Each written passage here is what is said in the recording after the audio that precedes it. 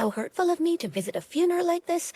Despite the presence of other attendees, my mother-in-law stood in front of us, smiling. My father-in-law was also smiling and sympathizing with her, saying, "Yeah, we are so nice." My anger quickly reached its peak seeing their behavior. My mother-in-law, however, was not concerned.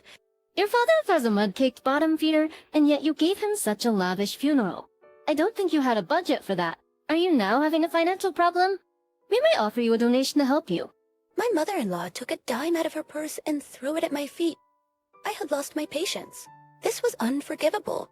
I can't believe she would make fun of my father just because she doesn't like me. They will see what I can do to destroy them, in front of my victorious in-laws.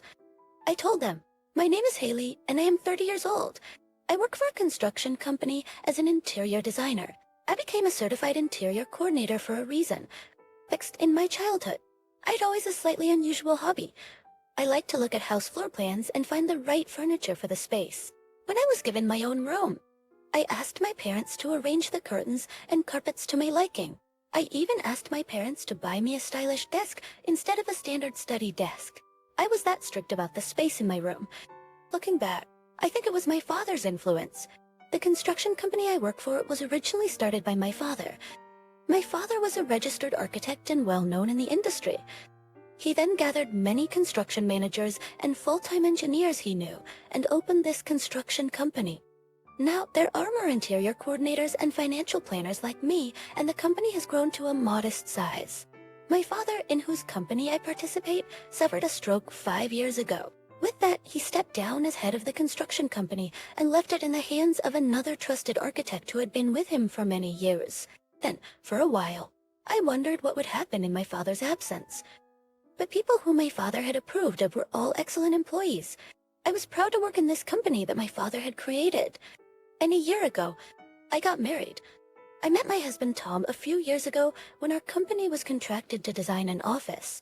Tom was the one who visited our company as the person in charge of the project. At first, we talked only about business, but as we had more meetings, we naturally grew closer. Eventually, he asked me for a relationship, which when he proposed to me a year ago, he said, "I want to marry you." That's marrying me might cause you trouble. Why? I've told you before that my parents are very strange. They don't have any common sense.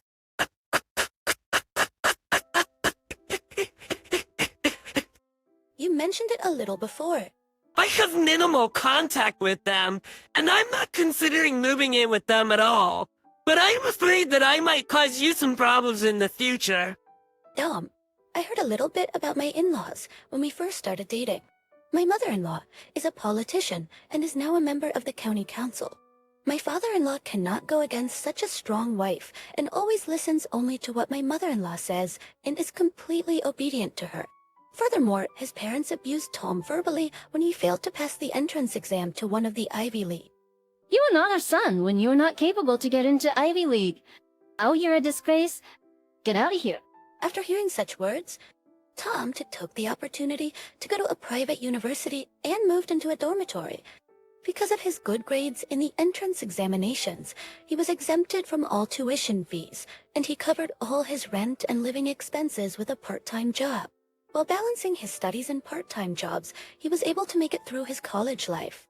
Hearing such a story, I could not come up with any emotion other than respect. I heard that he had not seen his parents since then, but if he was going to get married, he should at least give them a report. He seemed to feel like that and was planning to go see them for the first time in several years. That's why he seemed to have a hard time making up his mind. Tom was looking gloomy and depressed. Seeing him like that, I put on a big smile. Tom, I can handle it. No matter what kind of person your parents are, I would want to marry you. Are you younger? Of course, if there is some problem, I will consider how to get along with them. But they're the parents of someone I love. No matter who they are, I'd like to say hello to them at least once. Ezra presses! Yes, Capis, you're right. I know I shouldn't be running away anymore. I don't think you're running away, but if you don't visit your parents now, I'm sure you will be left feeling bewildered. Again, get touched and is more positive ale. Trinmer, I finally made up my mind too. Thus, Twixbugs, I accepted Tom's proposal, and we went to his parents' house to say our wedding greetings. The following week, we headed to Tom's parents' house. Of course, I was nervous, but Tom seemed even more so. I patted him gently on the back and rang the intercom. Then, as if she was waiting for us, the door opened vigorously and a strong-willed-looking woman appeared. She was wearing a purple dress and a gold necklace. Her hair was curled, and she was wearing flashy red lipstick. Since she is a politician, she seems to have a thick core and is full of confidence. Buntine, no silly! Bones, a good chill expression. When Tom greeted her, his mother gave him a dubious look and started to talk with a big sigh. What is a failure who failed the entrance exam and ran away from home doing here after all this time? Oh, say that! Wait. It's true, isn't it? You just came back home and brought this unattractive woman with you. It's got nothing to do with it. Don't make fun of Haley. Oh my god. You're so pissed off. Are you a fool like you can't possibly be loved seriously? What on earth do you expect? I don't deserve to have my mother tell me that. Just then, a small man appeared from behind my mother-in-law. I instantly guessed it was Tom's father. As soon as he showed his face, his father said to Tom, "What's that kind of behavior?" He began to yell at Tom. It seems that Tom raising his voice at his mother had touched his father's nerves. In order to see the tense atmosphere, I looked toward my mother-in-law. "It was nice to meet you. My name is Haley, and I'm dating Tom." Haley, why do you want to be with a failure like Tom? He's not a failure. He takes his job very seriously. And, by the way, what do your parents do? Or are they big shots somewhere? No, my father used to be in a construction business. He fell ill a few years ago and is now taking a rest. My mother isn't taking care of my father. Then my mother-in-law burst out laughing. When I was unable to say anything because of the suddenness of the situation, she smiled wryly and slowly opened her mouth. "Your family is pretty much at the bottom of the pile, too. Tom, who has a politician mother, brought you here, so I thought you were a young lady. Wait a minute. I don't care what you say about me, but my father and mother. Oh, was I right? It's true what they say about people becoming aggressive when they're told the truth. What the hell are you saying? Why should you, a complete stranger? Tell me that." Then my husband stepped in front of me. Stop it already! Spoitsprayer says. No, you bet. He shouted as his mother, and now my father-in-law glared at us. He alternately glared at me and Tom, then began to speak as if he were making fun of Tom. "How can you behave like that toward your mother? He's a best friend, Cranire. How dare that stupid son, who left after disappointing your mother's expectations, disappointing your mother's expectations." Hey, you like that too? And that's the step? Is that what say to the son you haven't seen? Is rebellion the first thing you do when you come home? No, that's not it. The first thing you should do is return the favor to your mother and me, who raised you. But if a past is for actions, what do you mean by favor? Shut up. How much do you think we spent on you? Your mom paid for all your cram school fees and all your lessons. And you screwed that up. That's on the topic right now. I can be Helmer. If you're going to show up at our house, you better come prepared with the right kind of money. We don't want the lousy snacks you brought here today. Now, get the hell out of here. I don't care what happens to a piece of shit like you. My mother-in-law giggled at my father-in-law's words. Tom's face turned bright red and his fists were shaking as if he was about to cry. At this rate, Tom would raise his hands to his parents. Thinking this, I stood between him and my in-laws and said to them, "We were thinking of getting married, so I came to say hello to you, but it doesn't seem necessary." At those words, my father-in-law glared at me. "What the hell do you want? I can't believe you could behave like that toward your own son. What do you want to say?" No, it's okay. I don't think we will see each other again, so you don't need to know that. How rude. You're indeed a woman chosen by a failure. Well then, goodbye. Tom still wanted to say something, but I pulled his hand and we left my parents-in-law. Soon after that, we registered and became husband and wife. A year has passed since then, and I have not seen my in-laws once. Tom and I were newlyweds living in an apartment about a 15-minute walk from my parents' house. Then one day, my father's condition suddenly changed, and he passed away. I knew that he had suffered a stroke and was not expected to recover, but when it came time to accept his death, many people gathered at my father's funeral. Not only friends and business associates, but also people who had asked my father to design a house for them in the past. People who had willingly accepted to help him in remodeling the house. Many people wept as my father's death brought tears to their eyes, and I too felt a surge of sadness. I was greeting the attendees with my mother and Tom, but then a certain person appeared. Where are you here? It was my parents-in-law. My mother-in-law was dressed in a white suit, and my father-in-law was in denim and a hoodie, both dressed inappropriately for the occasion. The appearance of the two caused a commotion around us, and all eyes turned to my parents-in-law. While my mother and I were speechless, my husband asked my mother-in-law in a trembling voice, "And what are you doing here?" What's with the way you talk? I heard it from an acquaintance that you live around here and that your wife's father had just recently died. So why are you here? For God's sake, stay out of Haley's family. You really shouldn't be stupid. I came all the way over here, and you didn't even thank me for that. My mother-in-law stood in front of me, and my mother, smiling, It's really hard for me to show up at a funeral like this. Hey, don't you think she thinks so? I believe your father was in construction or something, right?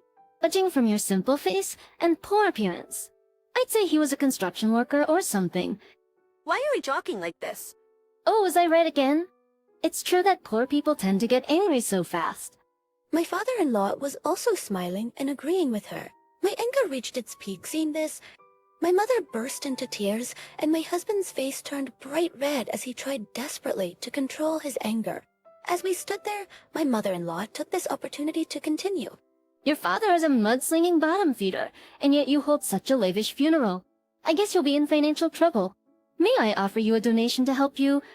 My mother-in-law took a dime out of her purse and threw it at my feet. The coin rolled with a clink sound, and my mother-in-law stomped on it. My whole body was strained with a hatred I had never felt before. I could not forgive her. How could she make fun of my father just because she didn't like me?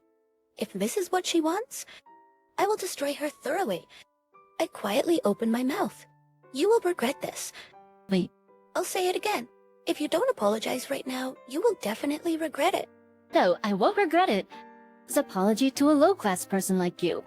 That's absurd. I see. Well then, I will have to take back the plan of remodeling your office. My mother-in-law froze on the spot at my words. Apparently, she did not understand what I meant. So I brought several employees who work for the same company as me. Then, At that moment, my mother-in-law's eyes widened, and she asked me, "Why are these people here? Isn't it obvious? They are important craftsmen of the construction company I work for." no, you're kidding, right? You work for that famous construction company? My father was a registered architect, and his construction company is well known in the industry. It is not inexpensive, but it has a reputation for providing high workmanship, and it undertakes not only the remodeling of ordinary homes, but also the remodeling of companies and stores. And this mother-in-law is one of those who hired our construction company. She is a member of the state legislature and hired our construction company to renovate her office. Actually, I knew about this, but kept it a secret from my family because I thought it would make my husband uncomfortable. Apparently, my mother-in-law had selected the top engineers of our company. At each meeting, she offered high-class hospitality and talked for an hour about her expectations. If that was all, it was still good, but she also asked the young apprentice who followed her to the meetings for his contact information. I'll pay you. She was so insistent. One of the craftsmen said he was wondering if he should refuse to sign a contract with her. Then the young apprentice took out his phone and confronted Tom, my mother, and my parents-in-law with it. The mother-in-law, whose misdeeds had been exposed, turned pale as she looked at it. No, this is bullshit. Bullshit. It's all true. I took this opportunity to tell her the truth. It seems that as a high-profile politician, you wanted to create a very glamorous office. Our company cannot be responsible for it. It's annoying, to say the least. Wait a minute. Haley, people, I didn't know. I didn't know your father was a famous architect. You used to make fun of him just because he was in the construction business, saying he was a bottom feeder. Plus that now.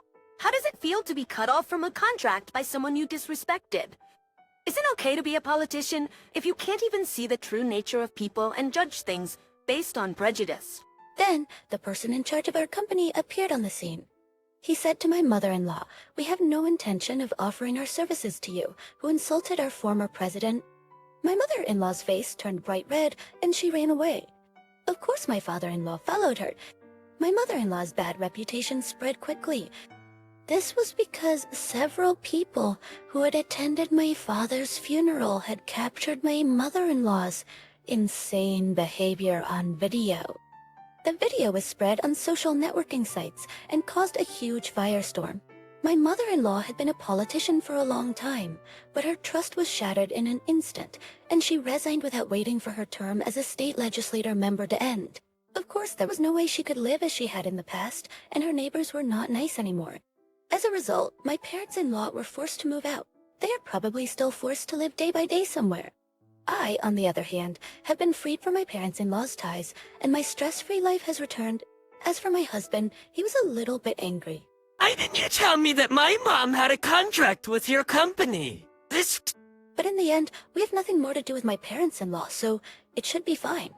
I hope to continue to provide the best technology and service together with my respectful colleagues and friends, and I will continue to protect the company my father has started.